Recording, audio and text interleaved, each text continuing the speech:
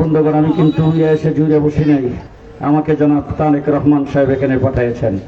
তারেক রহমান সাহেব পাঠিয়েছেন। আমি কালীগঞ্জে বলেছি, হযরত হুসাইন রাদিয়াল্লাহু তাআলা আনহু তিনি কারবালায় যখন গিয়েছিলেন, জায়গাটার নাম হলো কুফা।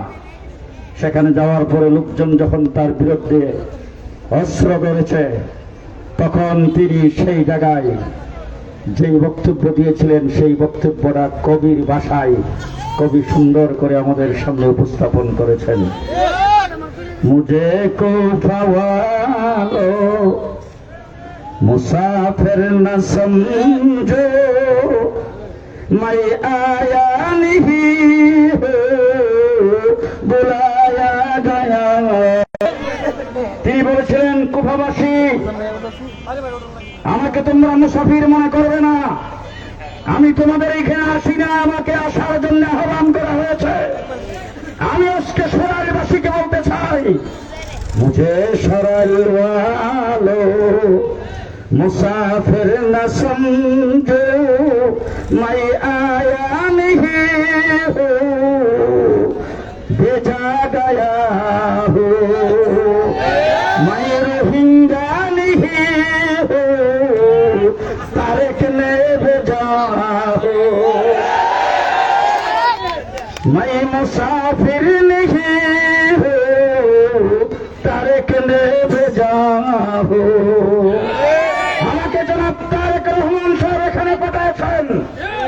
আমাকে বিএনপির মহাসচিব সাংবাদিক সম্মেলনে ঘোষণা করে খেজুর গাছ দিয়ে এখানে পাঠিয়েছেন। আমি শেষ কথা আপনাদেরকে বলবো, আমি আপনাদের এখানে নেতৃবৃন্দ যারা আছেন, আপনাদের সঙ্গে মিশে, আপনাদের সঙ্গে পরামর্শ করে কি উন্নয়ন প্রয়োজন আপনাদের, ইনশাআল্লাহ জনাব তারেক রহমান সাহেব যেদিন এই দেশের প্রধানমন্ত্রী হবে, তার মাধ্যমে সমস্ত উন্নয়ন করবো ইনশাআল্লাহ।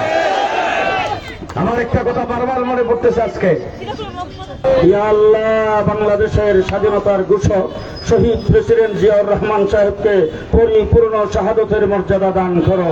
আল্লাহ, তার সহধর্মিণী, তিনবারের সফল প্রধানমন্ত্রী দেশনেত্রী বেগম খালেদা জিয়ার কবরকে জান্নাতের বাগান বানিয়ে দাও। তাকে জান্নাতের সর্বোচ্চ মুকাম দান করো। তার জীবনের ভুল ত্রুটিগুলি তুমি ক্ষমা করে দাও। ইয়া আল্লাহ, তারুণ্যের অহংকার, আগামী দিনে অঘোষিত প্রধানমন্ত্রী, আগামী দিনে আমরা যাকে নিয়ে ভাবছি সেই জনাব তারেক রহমান সাহেবের সুস্বাস্থ্য দান করো, নেক হায়াত দান করো।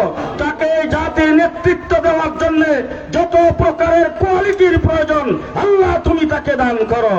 আগামী ফেব্রুয়ারি মাসের 12 তারিখ ইয়া আল্লাহ, বাংলাদেশে ইসলামী মূল্যবোধ, আলেম ওলামায়ে কেরাম, জাতীয়তাবাদী শক্তি সম্মিলিতভাবে এই দেশ পরিচালনার জন্য একটি সরকার তারেক রহমানের নেতৃত্বে গঠন করতে পারি, সেই তৌফিক তুমি আমাদের দান করো।